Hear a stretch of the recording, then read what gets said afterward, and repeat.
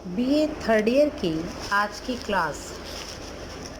Class में हम unit पढ़ रहे हैं और जिसमें कवि पढ़ेंगे हम जयशंकर प्रसाद। कवि जयशंकर प्रसाद का जीवन परिचय हमने पढ़ा, उनकी प्रमुख रचनाओं के बारे में पढ़ा, उनमें उनकी रचनाओं के प्रमुख व्यक्त भावों के बारे में जाना और आज हम आपके लिए उनकी एक प्रमुख कविता पेशोला की प्रतिध्वनि ये कविता लेकर के आए हैं, जिसका अर्थ समझेंगे। इस कविता को हम 3 टुकड़ों में पढ़ पाएंगे क्योंकि कविता बहुत लंबी है, इसलिए आज पहला जो है एपिसोड इस कविता का हम पढ़ रहे हैं। अरुण करुण बिंब यह निर्धूम भस्म रहित ज्वलन पिंड, विकल विवर्तनों से विरल प्रवर्तनों से श्रमित नमित सा पश्चिम के व्योम में है आज निर्लंब सा। आहूतियाँ विश्व की अजस्त्र लुटाता रहा, सतत सहस्त्र करमाला से तेज ओज बस जो वृदान्यता कदम्ब सा। पेशोला की उर्मियाँ हैं शांत घनी छाँव में, तट तरु हैं चित्रित चित्रसारी में, झोंपड़े खड़े हैं बने शिल्प के विषाद से, दग्ध अवसाद से। तो आज की ये कविता का पहला एपिसोड है। तो मैं कठिन शब्दों के अर्थ मैंने आपको जो है पीडीएफ के उसमें लिख करके रख दिए हैं, आप पढ़ सकते हैं। उसके बाद में हम ये जो कविता खंड होते हैं ये व्याख्या खंडों के रूप में हमारे सिलेबस में परीक्षाओं में आते हैं, जो बहुत ही उपयोगी होते हैं। तो हम उस व्याख्या खंड के पैटर्न पर ही आज की कविता समझेंगे।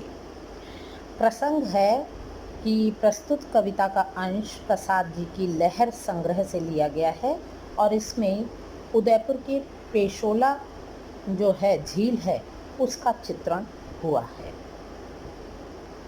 और संदर्भ जो है वो प्रस्तुत किया है कि किसी समय में पेशोला की जो लहरें थीं, झील की जो लहरें थी पानी की, वो इतनी बढ़िया सुंदर और उत्साह को बढ़ाने वाली थी, परंतु अब जो है जब जो है ये परिवर्तन की स्थिति में अब उसका जो स्वरूप है वो बदल चुका है।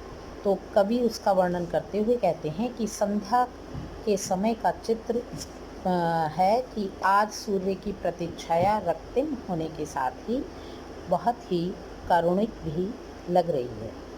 कारण कई हो सकते हैं, स्थितियों में परिवर्तन हो चुके हैं, नेतृत्व बदल चुका है।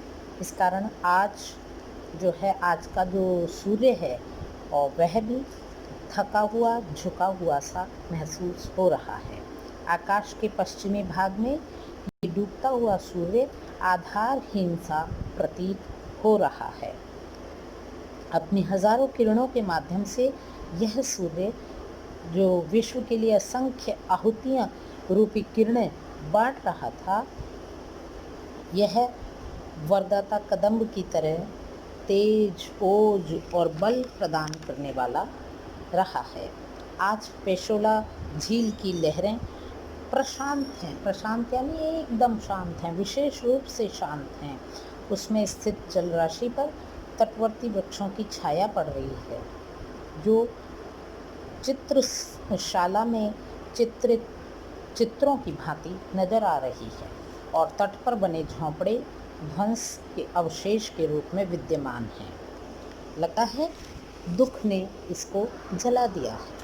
अब इसमें व्याख्या की दृष्टि से विशेष बात जो है उसका मैं वर्णन करना चाहूँगी कि कवि ने सर्वत्र लाक्षणिक भाषा का प्रयोग किया है और बिंब विधान उसका भव्य है।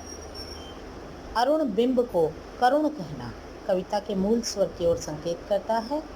कवितांश में मेवाड़ या उदयपुर के महाराणा प्रताप की जन्मभूमि के अतीत और वर्तमान की तुलना में बड़ा ही हृदय द्रावक और मनोहारी चित्रण किया गया है। यानी कि इस कविता के इस अंश में जो है महाराणा प्रताप के गौरवपूर्ण अतीत और वर्तमान अतीत और वर्तमान का मनोहारी चित्रण किया गया है।